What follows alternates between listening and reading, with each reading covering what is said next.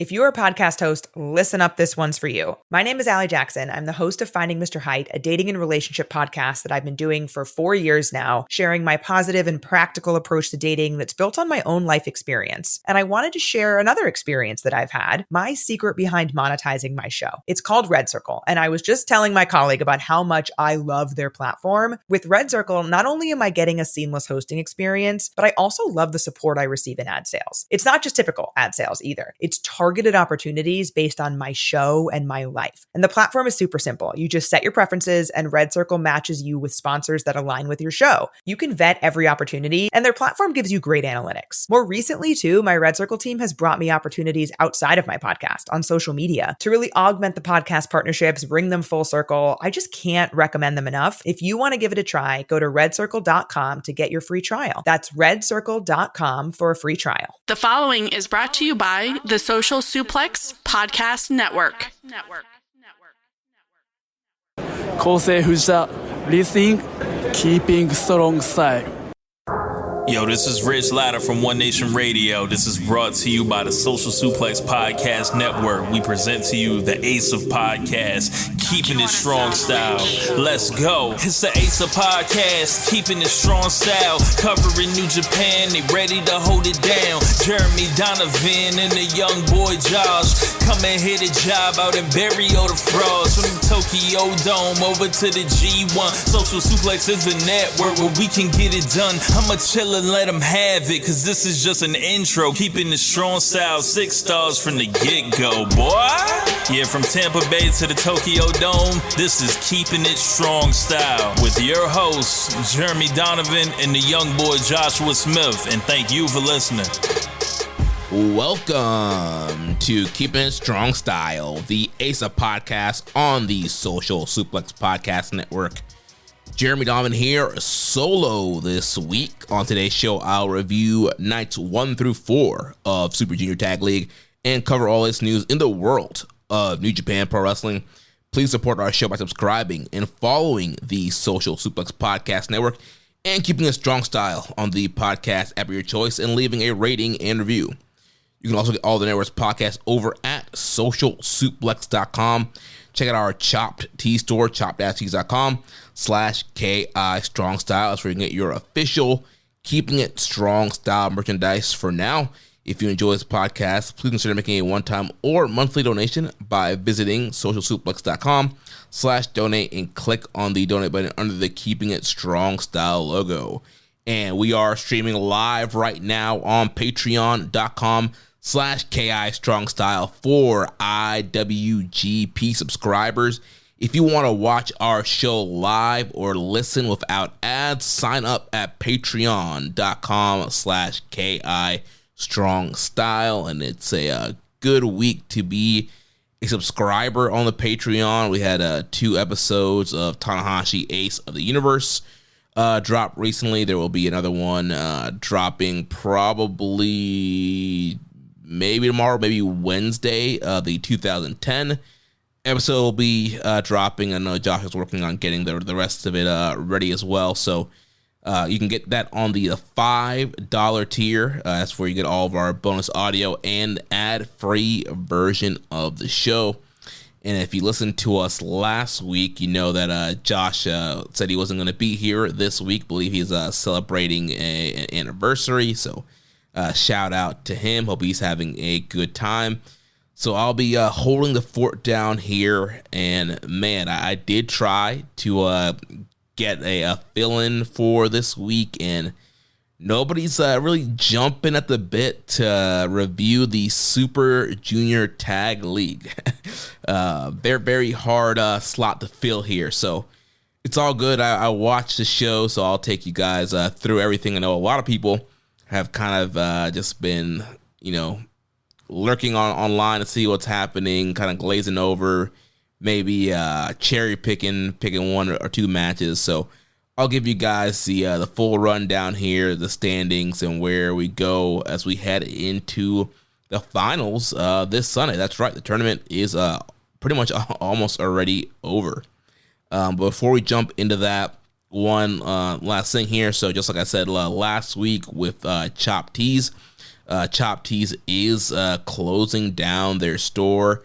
As of right now, it looks like things are still up and you can still place an order, but I do not know how long that's going to last. So if you have been waiting to get you some Keeping It Strong Style merchandise from Chop Tees or any of the other Social Suplex merch, I'm rocking a Tunnel Talk t-shirt right now. Go over to chopped-tees.com/social suplex/KI Strong Style and try and grab some merch before the store officially shuts down. And like I said last week, we are reviewing our options for where we will move our merch in the future. We'll definitely probably update our Pro Wrestling Tees store, but we did have some other people reach out with some other options. So stay tuned on that, and we'll let you guys know about the merch. But let's jump into Super Junior Tag League. So this past week we had 4 nights of the tournament. So gonna do it how we normally do our dual block tournament reviews. So we're gonna start off with the A block, and starting off with the A block, leading the block, we have the IWGP Junior Tag Team Champions, Doki and Sho. So they are currently undefeated, 3-0, 6 points. Night 1, they defeated the United Empire team of Jacob Austin Young and Templario in 11 minutes and 28 seconds. Night 2, defeating Funky Carrot. That's a team of Dragon Daya and Risuke Taguchi, and they beat them in 19 minutes and 5 seconds. And then on night 3, they defeated Gato and Hiromu Takahashi in 13 minutes and 58 seconds. So with Doki and Sho, I mean, you know what it is with House of Torture, and that's pretty much been the whole story of their tournament so far and the story of their success, the House of Torture shenanigans. You get the ref distraction, Sho's hitting people with like this black like mirror pan thing. Of course, you got Doki with the pipe, and there's been tons of ref bumps, distracting the ref for these guys to get these wins. And it hasn't been super entertaining to watch, and especially with a guy like Doki, who's just so talented, and just what a great run he had last year as champion, and now stuck in this team here with Sho. And obviously kayfabe wise, he's doing fine as he's a double champion, junior tag champion, and the singles junior champion. But these matches have not been very entertaining. A lot of funny haha with these guys, and I guess maybe I should let me back out here for a second. That's kind of an overall theme of the whole tournament.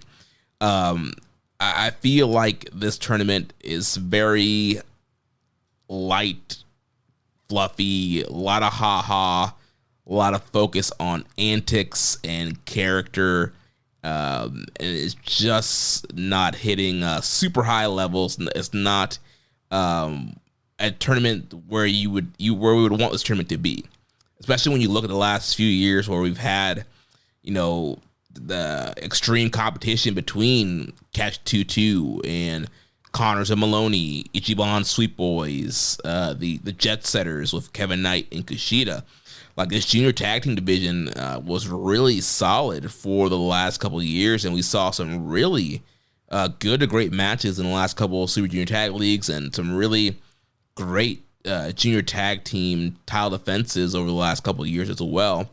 And here in this tournament, several makeshift tag teams, several unserious tag teams, and so that's just kind of the overall vibe of the tournament. It's very house show-esque vibes, a lot of antics, a lot of funny haha, a lot of interference, and so obviously with Doki and Sho, they bring the interference. Sho's still doing the thing where he's cutting promos every night and making fun of the town that they're in, and it's just not the best stuff to watch here. But they are on top of the block, which, I mean, they are the tag team champions, which you would imagine they probably should be on top of the block. And they are actually one of two teams that are alive in the A block. So they have a very good chance here of advancing, winning the A block finals, and going on to the final homecoming on Sunday in Gifu for the finals. So moving on to the next team, the other team that's alive, also with 6 points, 30-0, and that is the Hantai team of Yo and Master Wato. So on night 1, Wato and Yo, they defeated Funky Carrot of Dragon Dia and Risuke Taguchi. Night 2, they defeated Clark Connors and Daiki Nagai. And then on night 3, they defeated the United Empire team of Jacob Austin Young and Templario. So, Yo and Wato was a team that Josh and I predicted last week as one of the favorites to win this block. These guys are, they've had their history in the junior tag division. Obviously, Yo with Sho and Roppongi 30K, they won the tag league right when they came back from Excursion, won the championships, won those multiple times. And so Yo, plenty of experience there, also teaming up with Rocky Romero as well. And then Master Wato, he teamed with Taguchi, team 6 or 9. And he's teamed with Desperado a bit as well. So both these guys, very strong tag wrestlers. And I think both these guys actually excel in a tag team scenario, especially someone like Yo. I know there are people who are big fans of Yo and a lot of his singles work. And from time to time, I think he can rise to the occasion and have a great singles match. But I think his bread and butter, his sweet spot, is being in a tag team. And him and Wato have looked really good here. They've gelled really well. And I think it's a good spot to have those guys while you're trying to figure out who the next, singles challenger is going to be.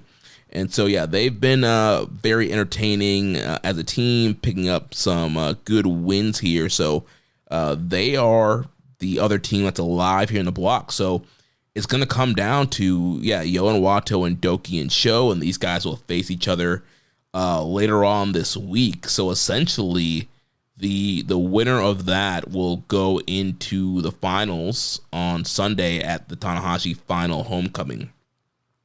And right now, I'm leaning Yo and Wato going in, just because Doki and Sho are the tag team champions, and normally the winner of the thing is challenging the tag champs. Also you could have the champs go through and then they lose, and the winners, obviously they beat the champions in the final, so they definitely get a title match coming up. But knowing New Japan and their love for setting up multi-man tag matches for the Dome, I can see Yo and Wato advancing to the finals, and then you do some kind of multi-man scenario, because they would have beaten Doki and Sho, and so they can kind of hold that claim to a title match, and then you have a team from the B block win a tournament, and then you can do a 3-way scenario at Wrestle Kingdom.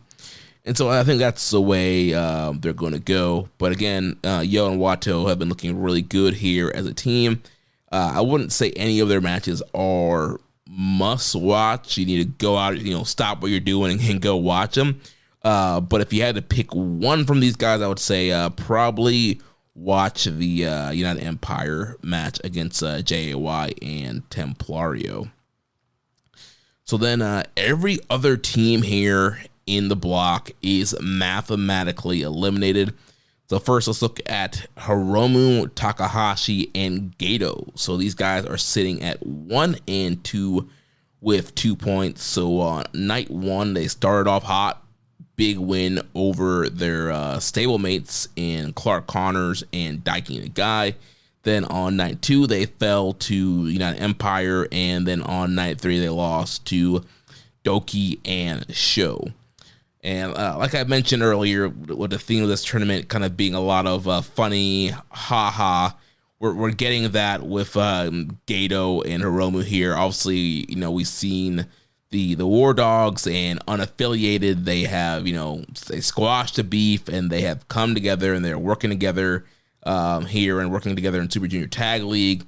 So, and it's obviously the first time that Gedo and Hiromu have really been teaming together. So there's been a lot of, miscommunication, and the whole bit that they've been doing is Hiromu throwing Gedo into people, making Gedo do shoulder blocks and cross bodies. And then, Gato's trying to do, the Bull Club cheating stuff and trying to get Hiromu on board with that. And they're both trying to do Gedo clutches, and Hiromu is making Gedo do Superfly splashes, which, again, I criticized this tournament a little bit for being funny, haha, but there's just something about Gedo and his mannerisms, and obviously Hiromu too, and it's been fun. It's been light fun, and it has been funny watching some of their interactions, and Hiromu looking at Gedo and being like, Superfly, do the Superfly, and making Gedo go up to the top.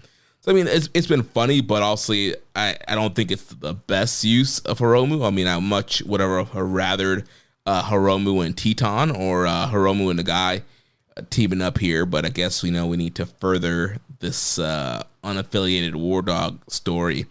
So just a lot of kind of miscommunication comedy between these guys, and the times that they've lost, Hiromu's thought that things were under control, and then next thing Gato's getting pinned by somebody.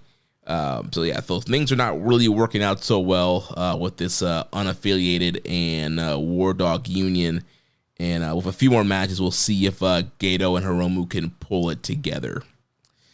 So the other team that is mathematically eliminated here, the United Empire team of Templario and Jacob Austin Young. So they're also sitting at 1 and 2 with 2 points. Opening night, they lost to the House of Torture team of Doki and Sho. Night 2, they bounced back with that victory over Gedo and Hiromu. And then on night 3, they ended up losing to Master, Wato, and Yo. So a interesting team being thrown together here for United Empire. And it's very weird because Templario is one half of the New Japan Strong Tag Team Champions, along with TJP, who obviously has not been in Japan, and I guess still part of United Empire, guess not, I don't know. But also they did not mention him at all on commentary, did not really mention that Templario was a strong tag team champion with this man. So that's just kind of like non-canon, doesn't exist right now. And Jacob Austin Young back on the tour here. He had been off for a tour or two, but he's back here in Japan. New look, got some new gear, and I actually think that he's really getting better. I've been very critical of Jacob Austin Young, and to me previously he's just kind of been like that default creator wrestler guy that you open up your WWE game, he's just kind of the default, one of the default templates you can pick, and fine wrestling, nothing blow away. But I do think that he's starting to put some things together. I think he looked a lot better in this tournament that he's done in his whole run, and maybe that's just because he's getting a little bit more time to work here in a tag team environment. Usually he's in more 6, 8-man, 10-man tags, and it's kind of hard to fully shine in those matches, especially if you're new and trying to get acclimated to Japan. But I think here in just a straight up 2-on-2 setting, it has allowed him to showcase more of what he can do and show the improvement that he's been making while being on these New Japan tours. So I think he's been looking good. Templario is always awesome, and the crowd have been super hyped for him, especially in Corkin. Lots of people with Templario mask and really getting behind him, and he's just doing a lot of cool high flying maneuvers as well. So they have been a pretty solid team to watch. Again, nothing from them has been blow away. You need to stop what you're doing and watch one of their matches. If you wanted to pick one, I would probably go with the Wato and Yo match, the match with less shenanigans there. But overall, solid team to watch. But yeah, these guys are mathematically eliminated, and just continues the bad luck streak for the United Empire. Then following that, the team of Funky Carrot, Risuke Taguchi, and Dragon Dia also sitting at 1-2 with 2 points. Night 1 losing to Wato and Yo. Night 2 they lost to the tag champs Doki and Sho. And then on night 3 they bounced back with a win over Clark Connors and Daiki Nagai. So again, more shenanigans from this team with Taguchi and Dia, formerly the Skateboard Bros, but now they are Funky Carrot. I think it has something to do with Dragon Dia's new nickname. I think he's 24, Diamond Carrot, Dragon Dia, something like that. Don't quote me on that, but I'm sure the Dragon Gate fans will correct me. But he has some kind of new nickname involving Carrot and also Taguchi's Funky Weapon. So there you go, Funky Carrot. It's their new team name. And obviously, lots of butt stuff here. They have this double team move where Dragon Dia does like a pendulum like surfboard thing, and he's bumping people into Taguchi's butt. So you're getting all the the butt play and double team butt maneuvers and them throwing people into Taguchi's butt. It's it's Taguchi. That's what you're gonna get. And so we got a lot of that. Also, in tournaments, you do get glimpses of big match Taguchi busting out that big plancha to the outside to the floor. And as much as I don't really love how the torture matches, I will say the night 2 main event did get the crowd pretty rocking there. And this was the one match where like Taguchi fully kind of went into that big match Taguchi mode. He he's slapping around these guys. He's getting frustrated. The big plancha to the outside. He's really cranking on that oh my ankle lock. And man, he got fired up. The crowd was getting into it. Corkin crowd was fully behind him. And there was just this great closing stretch where Taguchi had the oh my ankle lock onto Doki, and he's just cranking it and cranking it and cranking it. Doki gets the ropes, and then but Taguchi picks him up. It's the Dodon. Near fall gets him right back into oh my ankle, and he's just cranking it.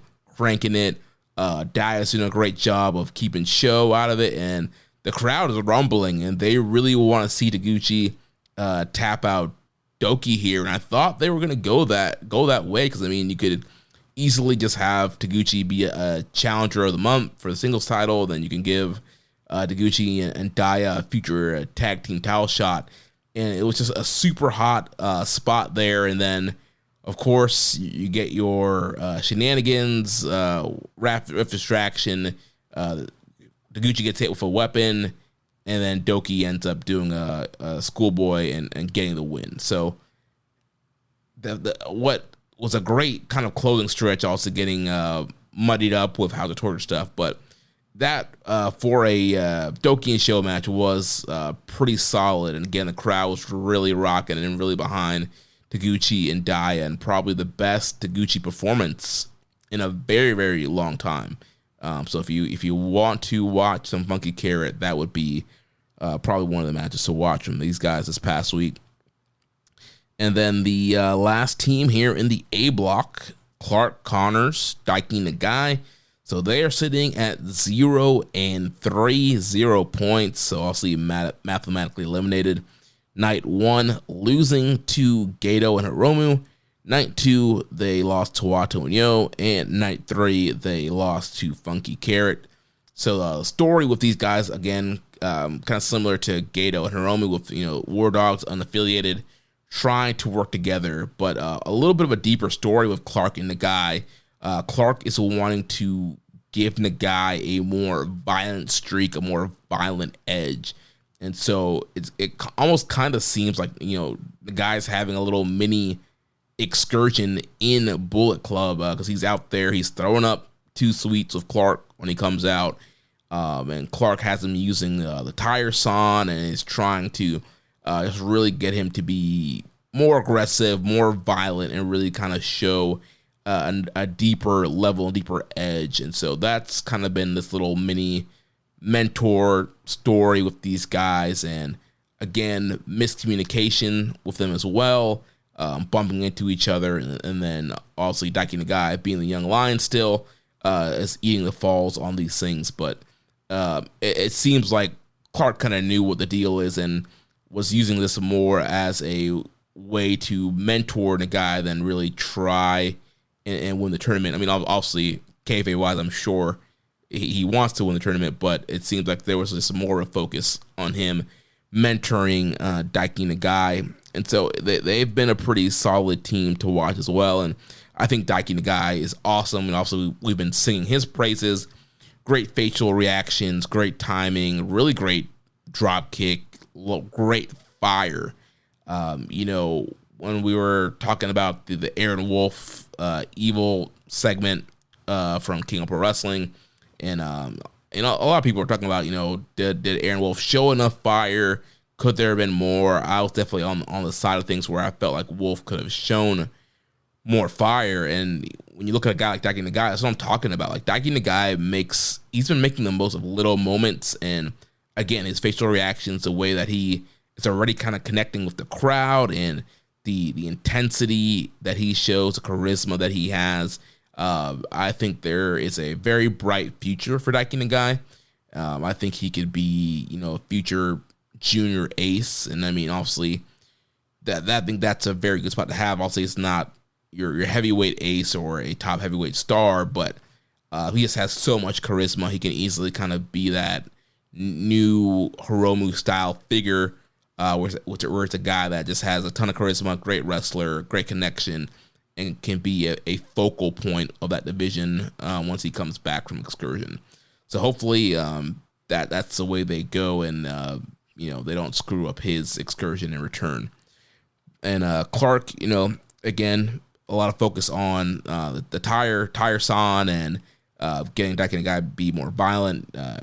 Clark wearing the jeans, the street fight gear, all throughout this tour as well. So fun team to watch.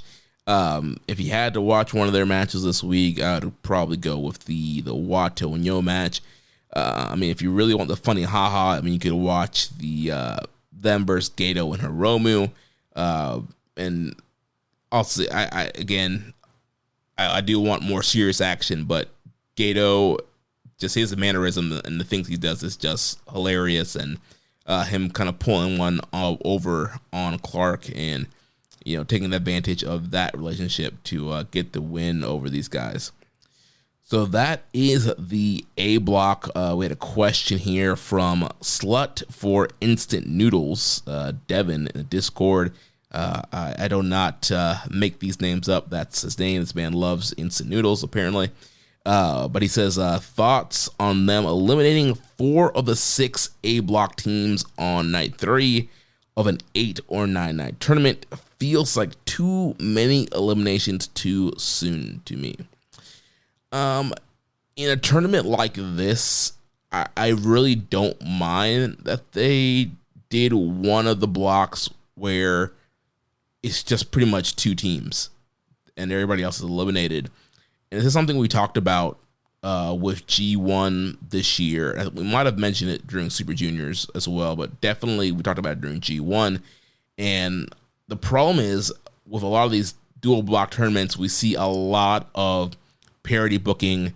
It's very even Steven. Nobody's really pushed ahead of another guy. Everybody kind of ends at 10 points, and then maybe your winners are at 12. And so you have these very close, similar, 6-3, 5-4 records, and you're not really setting aside anybody or really establishing anybody. They are just kind of in the middle, and it's really it's hard to get people over when they're all on the same playing field. And so I think the advantage of having it, what they did with this A block here, where you have 2 teams far early lead and they have eliminated everybody else, it kind of lets you know, like, oh wow, well, Doki and Sho are the tag team champions, and so yeah, these guys should be, even though obviously they're cheating, but they should be winning matches and be one of the teams pushed. And then you look at Wato and Yo, it's like, oh wow, yeah, these guys are now a solid team. They're a step ahead, and so it kind of gives some fuel behind the teams you're pushing, because now these two teams are standing out from the pack, and there's a clear delineation between like, all right, these two teams are the top teams in this block, and everybody else is below them. So I think there's some interesting story elements you can do when you don't go the parity booking route and you eliminate people early. And I think that you can play around with that in G1. Obviously, there's more nights, more guys. I think that with two blocks, you can tell two different stories. You don't need two blocks that are both parity based and everybody's alive in the final night. I think you can mix things up. You can shake it up. You can have a block like this where, yeah, you know, we still have a few more nights left, and you already know what the deal is. But their remaining matches, Sho and Doki and Wato and Yo, are going to be very important depending on who they're facing. So I thought that's an interesting way to go. And also, I think with a longer tournament, it might be harder to do this kind of story. Like if you did it in G1, guys would probably still be alive a little bit longer. But because this tournament is very condensed, and I mean, this thing's going to be over, block plays over Friday. So it's very condensed, very fast paced. I think you can get away, especially with a story like that, with the amount of teams here and the amount of dates they did. But overall, I still think they could do something like this in Best Super Juniors, in G1 Climax, and kind of eliminate some guys over. I mean, last time they did something similar was a couple of years ago with Jeff Cobb and Okada I believe they were in A block as well during that tournament, where, yeah, you just had both those guys just running through people, and it's like, all right, well, these are the top two guys, the top two stars in this block. They got that big push, and then it came down to them, and then, Okada wins, and it's a big moment. And so you can tell these stories in the blocks and not have to just rely on parity booking. Well, let's take a look over at the B block now, where we do have more teams still alive in the tournament. So we'll start at the top of the block with our good friend Robbie Eagles and Kosei Fujita, the Ichiban Sweet Boys. So they are 3-0 with 6 points. In night 1, they defeated El Desperado and Kukai. Night 2, they defeated the House of Torture team of Dick Togo and Kanemaru, Whiskey Dick as they're being called. And then on night 4, the Sweet Boys defeated Kushida and Yuki Yoshioka. So as we all thought, and no surprise, Ichiban Sweet Boys, I would say they have been the best team in B block and the best team in the overall tournament. These guys are just a really great tag team. They gel really well together. They've debuted a new finisher. I believe it's called the Interceptor. Kind of a double team backdrop looking maneuver. And so they've been doing that, picking up a lot of wins with that. So usually when a team or a person debuts a new finisher, that's usually a sign that, yeah, they're getting a push and they're going to be doing a lot of winning. And that's what we've seen here with Eagles and Vegeta. And Robbie, a little bit of a new look, had a little stash going on there. And definitely a little bit more of a cockier vibe from our buddy Robbie throughout the tournament. But I can't blame them. These guys have looked great in ring, and really some great closing stretches. And they just, again, have really gelled really well together as a team. I think Vegeta is really coming into his own, and he is getting really connected with the crowd. And especially you watch the Korakuen shows, the crowds are really into him and get really behind him. So I definitely think there's something there with Vegeta as a single star, but also he's really great here with Robbie. And these guys had a lot of really very good to great matches that I could recommend. The number one I would say would be the night 1 match with Desperado and Kukai. I would go about 4 stars on that. That's probably the best match that's happened in the whole tournament thus far. There also the match against Kushida and Yuki Yoshioka was also very good. I'm probably more 30.75 on that one, but I know that there's a lot of people that are higher on that match than I am. So that would be another one to recommend from the Ichiban Sweet Boys. And then following the Sweet Boys, we have Kushida and Yuki Yoshioka. So they are sitting with 2-1 record with 4 points. So night 1, they defeated Tiger Mask and Yamato. Then on night 2, they got a forfeit win over Taichi Ishimori and Robbie X. So apparently there's been a case of the flu going around the New Japan roster and the Noge Dojo. So Ishimori not clearing the medical protocol to be able to be cleared on this evening. So there was a lot of card shakeup on the undercard as well. So, you had Kushida ended up facing St. J in a singles match, and then Robbie X got put in a 6-man tag. So that whole card got shook up due to the Ishimori having the flu as well. There's some other young lions that had the flu, but so Ishimori not cleared. They had to him and Robbie had to forfeit the win to Kushida and Yuki Yoshioka, and then after that, night 4, Kushida and Yoshioka lost to the Ichiban Sweet Boys. So this has been a pretty solid team to watch. Not super familiar with Yuki Yoshioka, but he seems to gel really well together with Kushida. And obviously, Kushida is at this point, a junior just tag team expert.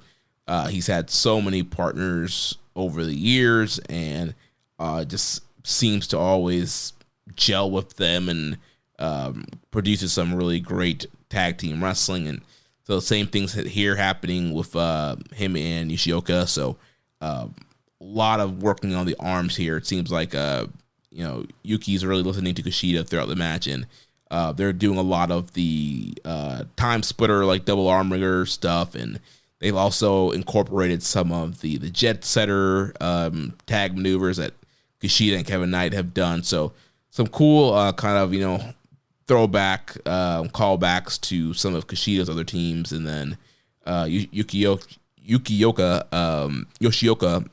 being a very exciting guy to watch as well, and obviously a lot more of a high flyer than Kushida. So he's been flying around this whole tournament, and so they've been a really solid team to watch. And I mean overall, this B block has been a much better watch than the A block, and this has been another sturdy team here. Would definitely, again, the Sweet Boys match would be probably the main match to check out from these guys this past week. Then following that, the War Dogs team of the Bone Soldier, Taiji Ishimori, and Robbie X. So they're sitting at 2-1 with 4 points. So night 1, they defeated Whiskey Dick. Night 2, like I mentioned, they had the forfeit loss to Kushida and Yoshioka. And then on night 4, they defeated Tiger Mask and Yamato. So you got to wonder if the forfeit there, they were supposed to win that match against Kushida and Yoshioka. Who knows? I still think that Ishimori and Robbie X are a strong team to get to the overall tournament finals.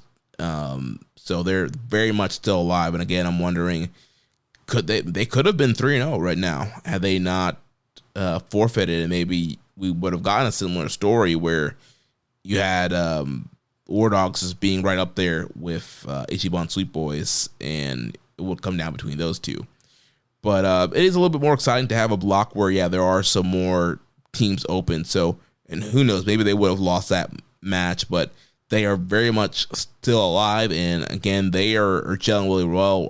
Robbie X, not really feeling his little Red Riding Hood black hood that he's coming out to the ring with. But besides that, his wrestling is very fun to watch. Big time high flyer, the X Express that spiral tap looking for maneuver. I think Robbie X is awesome and is a lot of fun to watch, and him and Ishimori are a solid team. And if you want a match to watch from those guys, I'd probably, go the Tiger Mask and Yamato are out there. Then following those guys, you got Whiskey Dick, Yoshinobu Kanemaru, and Dick Togo, who are still alive with 2 points. They are 1-2. So night 1, they lost to Robbie X and Taiji Ishimori. Night 2, losing to the Sweet Boys. And then they bounced back night 4 by defeating El Desperado and Kukai. And it's the, Kanemaru playbook from Best of the Super Juniors. Obviously, there is a lot of House of Torture style shenanigans, but there's also just kind of the nasty, kind of grimy Kanemaru style, where if you've been, watching him the last several years and you watch his Super Juniors, Kanemaru's always picking apart a body part. He's going after the leg, going after the knee. And he's just really just trying to hurt his opponents, get the edge, and just kind of be that grumpy veteran who people kind of see him and expect him to lose, and he does end up and pull a lot of surprise wins. And they've been kind of doing that playbook, at least with the attacking of body parts. And so him and Dick Togo have been very vicious in that aspect. And then as well, you have the normal House of Torture shenanigans. So that came into play, especially in that match with Despe and Kukai. They throw the powder in Kukai's face, and he ended up getting pinned by Doki, getting pinned by Kanemaru. And you just have these guys, the shenanigans failed for them on night 1 and 2, but that was a very important win for them to get over Despi and Kukai, and that keeps them alive in the tournament. So they do have a very outside chance of winning. They would need Sweet Boys to lose their last 2 matches. And then, they would need everybody else at 2-1 to only win one more match or none of their matches, so that they could win their next 2 and end up with 6 points, 3-2, and be at a tie with the Sweet Boys. But I don't see that happening. I think these guys they might end up playing spoiler to somebody. That's a great role that Kanemaru always plays. So we will go into what the remaining schedule looks like, and these guys will probably end up playing spoiler. I do not see them pulling the crazy comeback story and advancing to the finals. So then the other team that's 1-2 with 2 points, El Desperado and Kukai. So they lost to the Sweet Boys on night 1, night 2, defeating Tiger Mask and Yamato, and then night 4, losing to Dick Togo and Kanemaru. Desperado and Kukai, another solid team to watch. This is my first time really kind of getting a great look at Kukai. He had the tag title match when I was out in Norway, and I still have not caught up on that match. I didn't go back and watch that specific match. So I know that he's kind of been a recent addition to New Japan, and it kind of fits this whole template of Despy kind of bringing in people off the Mexican indies, just like he did with Doki. And I think that they gel really well together, the team. I like Kukai of what I'm seeing so far. He had a lot of intensity, very hard hitter, great high flyer. He's doing the topes and the suicidas every night. And so, he's looking really good. And I don't know if this is going to lead to a more regular booking for him. It might if it follows the Doki pattern. Doki came in replacing Desperado and Super Juniors several years ago, and that was kind of the door open that he needed to be a permanent figure in New Japan and be a part of these tours and be a part of factions and win titles and all that stuff. So this could be the door that Kukai needs to be in Japan and be a part of the New Japan roster and be an addition to this division. He does have the goal of wanting to be in Super Juniors, and So I think he would be a great addition to that tournament next year, and him and Despy are a solid team to have in this division that is desperate for regular tag teams with the absence of Catch 22, Jet Setters, Connors, and Maloney. Some of these top teams that have really established the division the last couple of years. With their absence, a team like Desperado and Kukai is very much needed, and I hope that Kukai earned himself some kind of deal to stay on the New Japan roster. And like I mentioned earlier, the Sweet Boys match is definitely one to watch from these guys. And that's probably if you want to watch one, that's the one to watch from Despy and Kukai.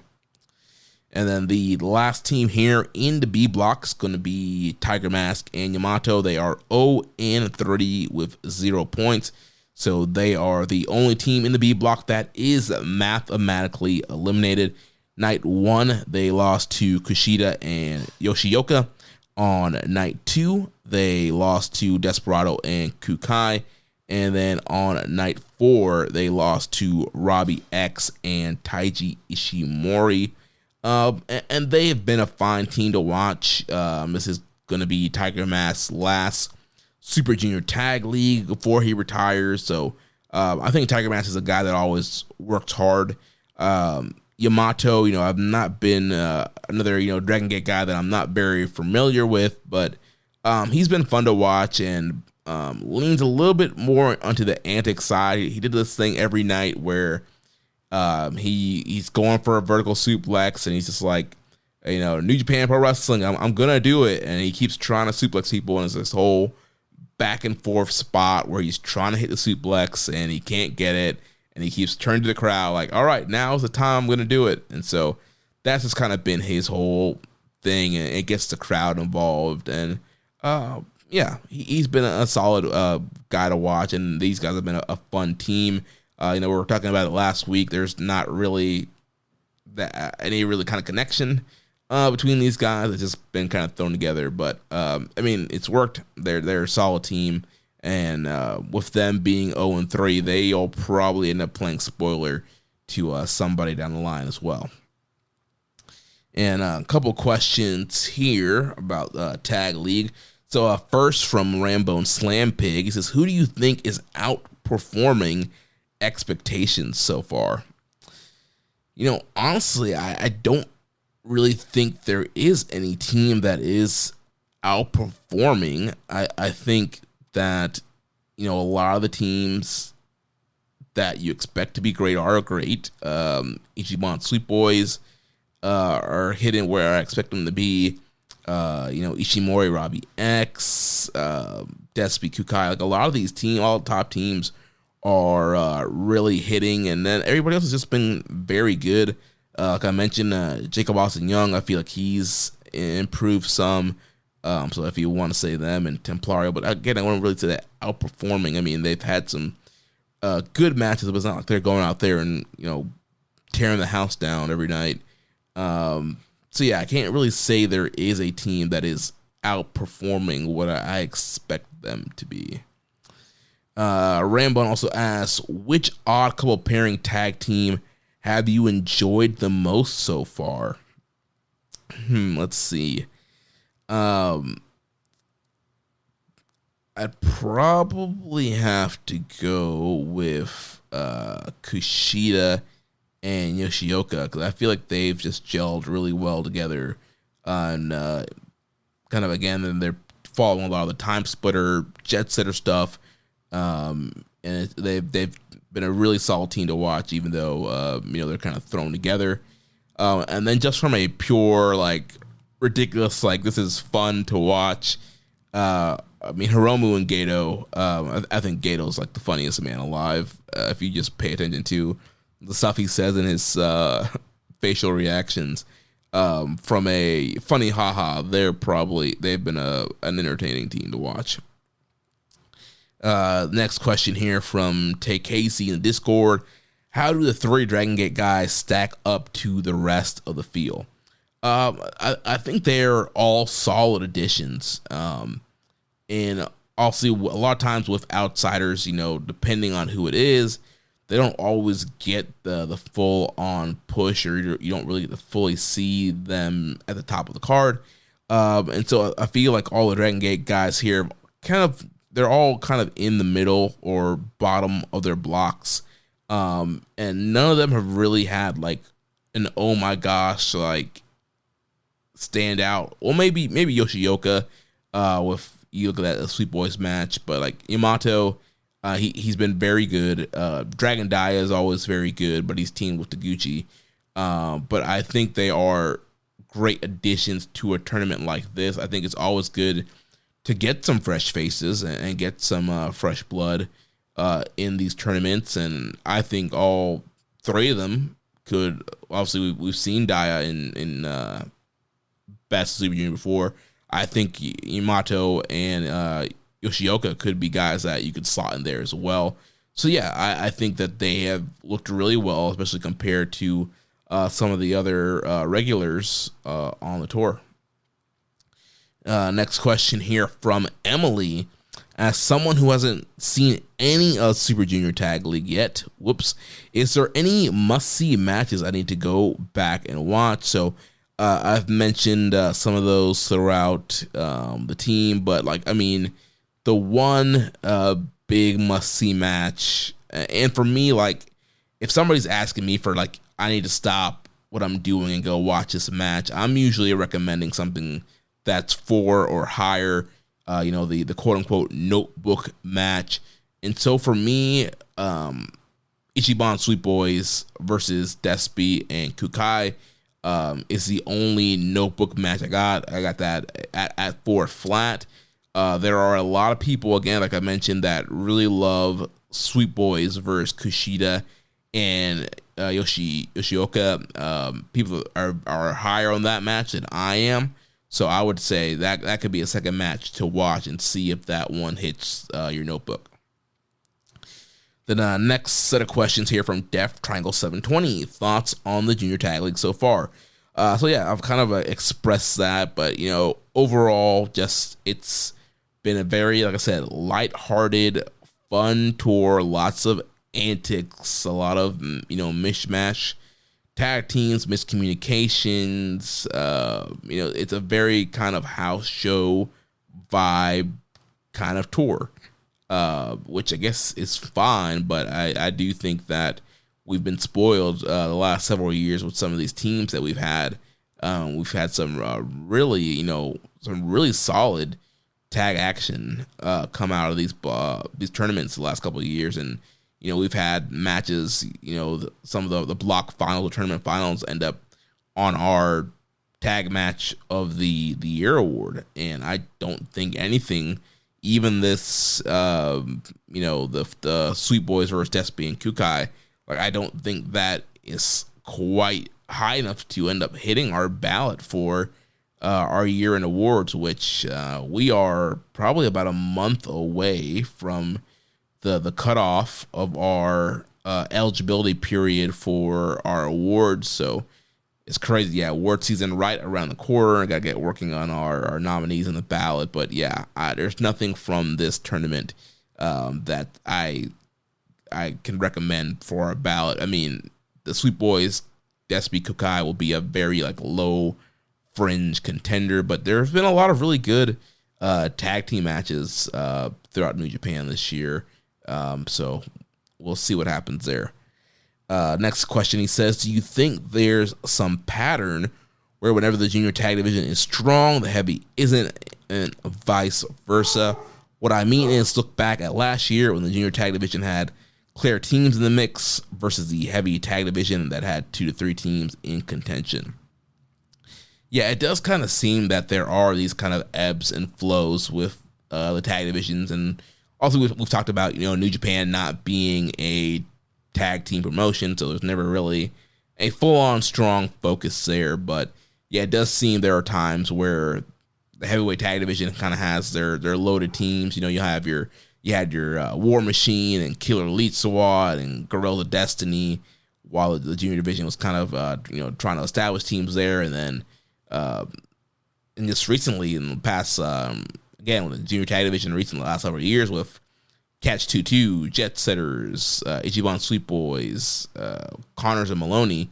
Like we had this solid set of teams sprinkled in with some of the other teams as well. Whereas a tag team division, it's been a heavyweight tag division. It's been a hot mess with the belts, flopping around all year until now. Finally, we got the Knockout Brothers bringing some stability to those titles. So yeah, there is it does kind of seem like that does happen.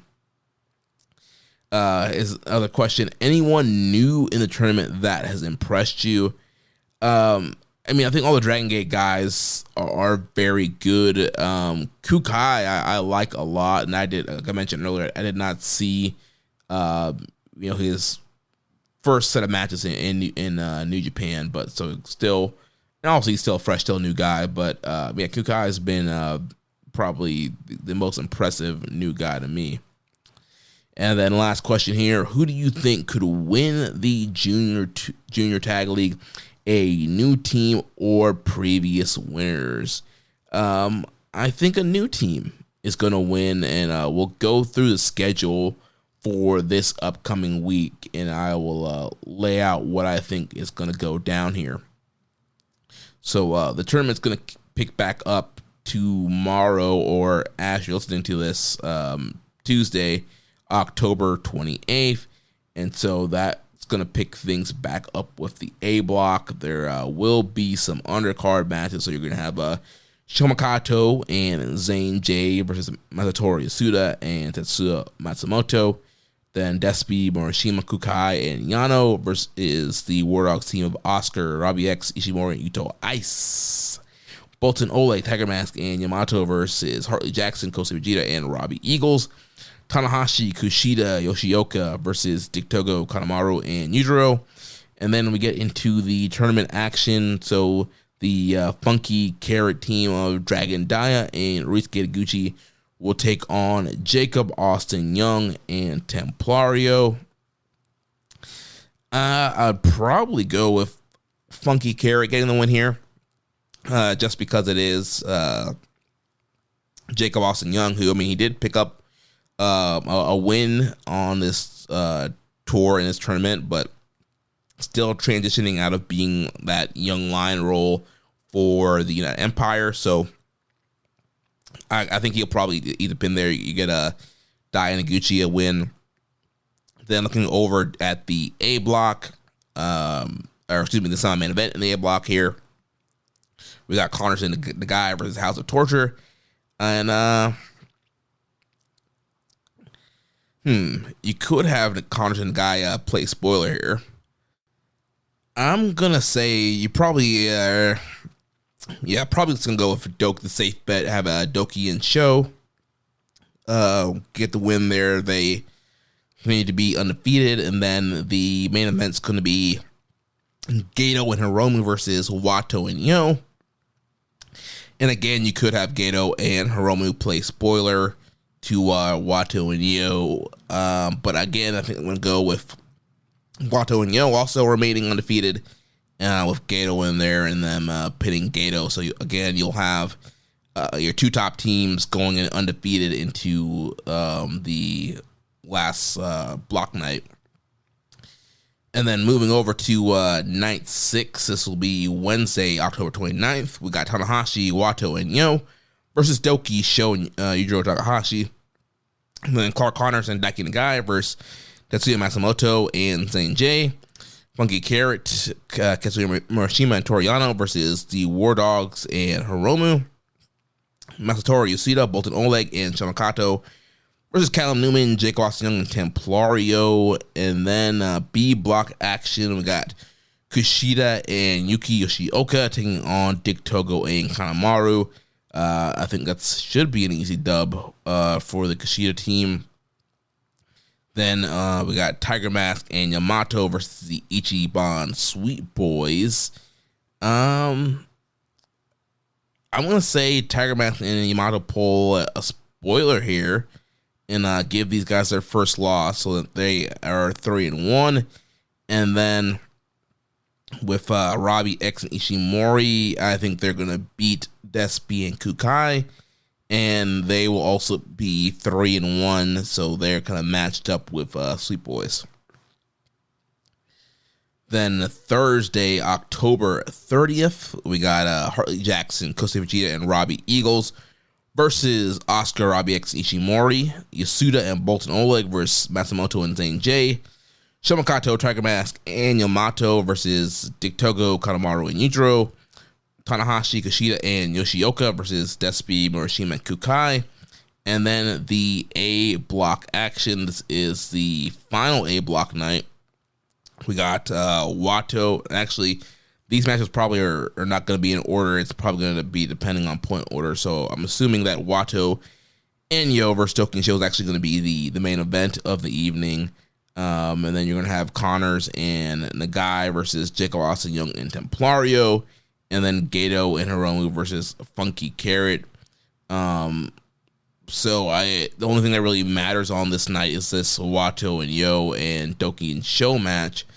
I'm going to go with Wato and Yo getting the win over Doki and Show, winning the A block, and also securing themselves a future tag team and title shot. Then we move on to night 8, Friday, October 31st, Halloween. I don't have the full card here, but I do have the tournament matches. So we'll have the Tiger Mask and Yamato versus Whiskey Dick. Then Kushida and Yoshioka versus Desperado and Kukai. And Ichiban Sweet Boys versus the War Dog team of Robbie X and Taiji Ishimori. And again, that's kind of why I kept them neck and neck. And so it's definitely, to me, again, going to come down to that match, win and you're in. So I'm going to go with the War Dogs, Robbie X and Taiji Ishimori, beating Sweet Boys to pull the upset, and having Robbie X and Ishimori, more of a heel team against your more of a babyface team in Wato and Yo. So that is my predictions for the final. And actually, I think Josh and I had already kind of called that last week, but that's my official prediction. Wato and Yo versus the War Dog team of Robbie X and Taiji Ishimori for the finals, which will take place Sunday, November 2nd, and that is the Tanahashi Final Homecoming in Gifu. And right now, we only have 3 matches announced for that card. So it will be that Super Junior Tag League final. Yota Tsuji will defend the IWGP Global title against Hiroshi Tanahashi in his final match there in Gifu. And we did have some undercard action with Tanahashi and Tsuji on opposite sides. And Tsuji's been coming out in like this one of the bomber jackets and a hat. And for whatever reason, Tanahashi not pleased with Tsuji's entrance gear. It's not like he was being T-shirt Naito. He wasn't wrestling in a shirt, but he would take the jacket off and just had his gear. But apparently, Tanahashi wants the long trench coat and the fedora. He does not want the bomber jacket and the hat. So he's been very critical on Tsuji's entrance gear. So they've been heating things up there for that match, and then the main event will be, well, I guess, honestly, they could main event with Tsuji and Tanahashi for the global title, but I'm guessing that Takeshita and Goto will be the main event for the IWGP World Heavyweight Championship. So as far as predictions, I think obviously Tsuji is going to retain against Tanahashi. I think that I'm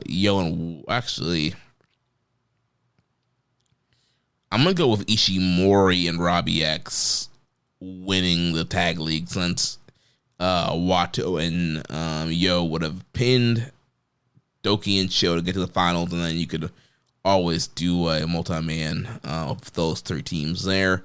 And then the main event, I think it's pretty clear that Takeshita is going to defeat Goto and walk right into the Tokyo Dome as champion. So hopefully there's some other big matches that get added to this final homecoming show. It is, replacing Power Struggle this year. And it's the one last really big show before the Dome to set up angles and build matches, because after this, it's World Tag League, and you're not really getting a ton of build during that tour. Well, so that's going to be it for the upcoming schedule for this week. No other news items here, so just a few other questions, and we'll wrap the show up here. So, question from Tony Farcon in the Discord. Whom in New Japan would you pair with Noah for a tag team? So, I'm not super familiar with Noah. I did look him up before the recording. A guy 6'7" in Pro Wrestling Noah. Seems pretty athletic. Who would I put him with? I don't know. I kind of feel like he could fit with Ito Ice. Again, with the Ito with the tall Oscar, he could fit in with Null. I think Null could be a war dog, just based off of the few clips I saw from him. But yeah, I think he would definitely fit as a team with Ito Ice as well. Diffrangle 720 says, who would you like to challenge Doki for the junior title at the Dome? I mean, my pick, if he's healthy, would probably be Francesco Akira. I think Akira had a really strong year up until some of the injuries that he's been facing. And he's a guy that's gotten so close time and time again of winning the junior title. And I think he's a guy that can really be established, be a top foreigner in the division. So if he's healthy, which he was on commentary for a couple of shows, he did say that I think he said like he's 70%, if I remember correctly, back, and is hoping to get back to the Dome. So we'll see what happens. But I think Akira would be a great guy to challenge and beat Doki and kind of transition us back into, a more serious champion. Next question from Dat Jimmy 13.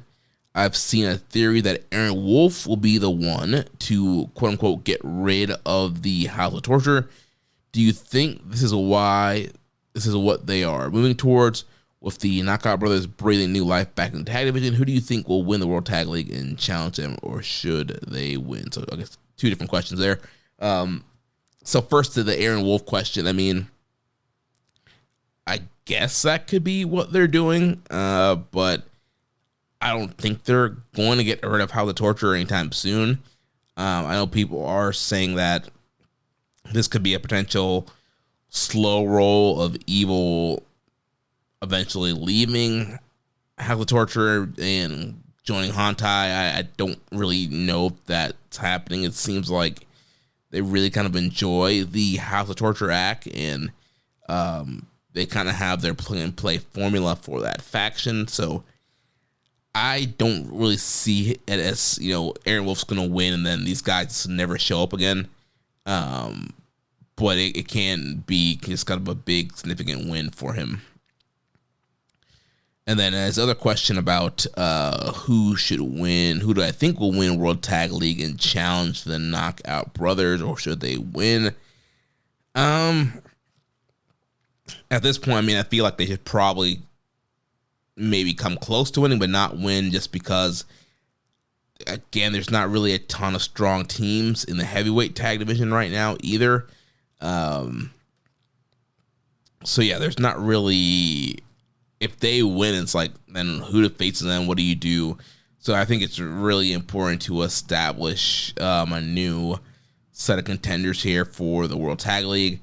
I mean, I would probably, and I don't know what they're telling with these guys, the story they're telling with these guys, but Umino and Uemura would probably be a pretty good team to win the tag league and have a rematch and then win the titles in the Dome.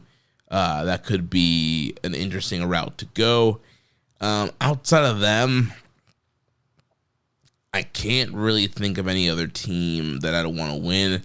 I guess maybe you could go Bishamon. They've been out of the tag spotlight for a little bit. And so you kind of have that, really established tag team in Bishamon versus the Knockout Brothers. And so you could either continue to fuel Knockout Brothers by having them beat like the number one, New Japan tag team for the last couple of years, or you do the big title change, and you give Goto a big win in the Tokyo Dome. So a couple different ways to go there, but I think those are probably for right now the two teams that I would go in there, but also very hard to know without a bracket because I'm assuming there'll probably be a lot of thrown together teams in this thing as well.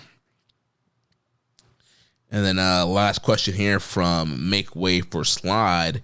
Do you think Roppongi 3K will ever reunite? I think they did everything that they could in the junior tag division, but there seems to be calls to bring them back together, to bring back together to shore up the anemic junior tag roster.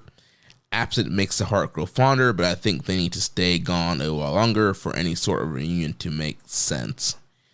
I mean, I'm not clamoring for a Roppongi 3K reunion. I did enjoy them together as a team, but it's been like 5 or 6 years at this point since they've broken up, maybe more, and they're older. They're just. I don't know about Sho, but if he can still go, but Yo's had issues with shoulder injuries and some injuries, stuff like that, and so I just don't think that they are at that same level. If you were to bring them back together as a team, I mean, maybe it could be interesting, but I don't know if they are going to reunite them. I mean, you could hold it off. I mean, I think there would definitely need to be a story of, Yo bringing Sho back to the light and not being a bad guy anymore. But it just seems like they really love that House of Torture unit, so I don't really see them blowing that up anytime soon.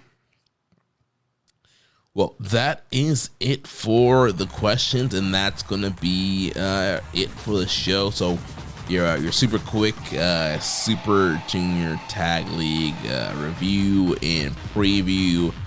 So use your extra time this week to listen to Tanahashi, Ace of the Universe. So next week, Josh will be back. We'll review the last few nights of the tournament and then review the final homecoming show in Gifu for Tanahashi. So if you want to watch our show live or listen without ads, remember you can sign up at patreon.com/KI Strong Style. You can also make a donation by visiting socialsuplex.com/donate. Click on the donate button under the Keeping It Strong Style logo. Make sure to connect with us on social media on X and Blue Sky. Follow us at KI Strong Style, at Suplex, and at Jeremy Donovan, and at YB_Josh and Liger. On Facebook, follow us at facebook.com/socialsuplex and the Wrestling Squared Circle Facebook group.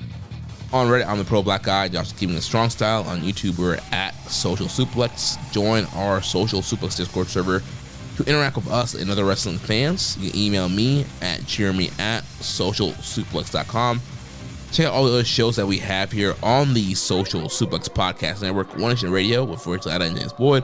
All Things Elite with Floyd and Austin. Imps AEW Adventure with the Implications Matthew Mayer. Wrestling Art with Chris Slings. Tone Talk with Ali and Alina. And the Trish and Sarah Wrestling Podcast. Don't forget to subscribe and leave a rating and review. And we'll catch you next week on Keeping It Strong Style, the ace of podcasts. Ichiban. Thank you for listening to Keepin' It Strong Style. We'll see you next time.